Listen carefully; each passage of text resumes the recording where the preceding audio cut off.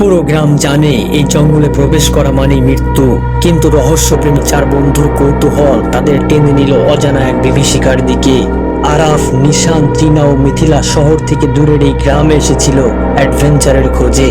গ্রামের মানুষেরা তাদের সাবধান করেছিল, এই জঙ্গলে যেও না, যারা গিয়েছে তারা আর কখনো ফিরে আসেনি।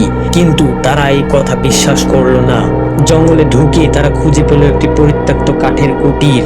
দেওয়ালে শ্যাওলা জমে গেছে, ভেতরে ছড়িয়ে ছিটিয়ে থাকা পুরনো জিনিসপত্র। হঠাৎ ত্রিনা মেঝেতে কিছু একটা দেখলো, একটা রক্তমাখা কুড়াল। বাইরে তখন সূর্যের আলো ডুবে গেছে।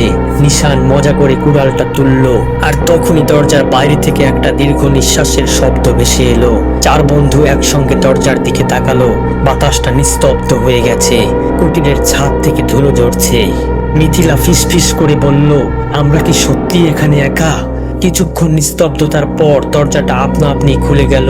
অন্ধকারের মধ্যে লম্বা আকৃতির একটা ছায়া দাঁড়িয়ে ছিল। তার চোখ দুটো যেন জ্বলজ্বল করছে, আর মুখে একটা বিকৃত হাসি। আরাফ চিৎকার করতে গিয়েও গলা দিয়ে কোনো শব্দ বের করতে পারলো না। ছায়াটা ধীরে ধীরে কুটিরের ভেতর ঢুকে পড়লো।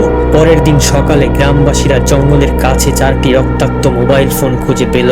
ফোনগুলোর স্ক্রিনে লেখা ছিল, আমরা আর নেই, আমাদের মতো তোমরাও এই ভুল করো না।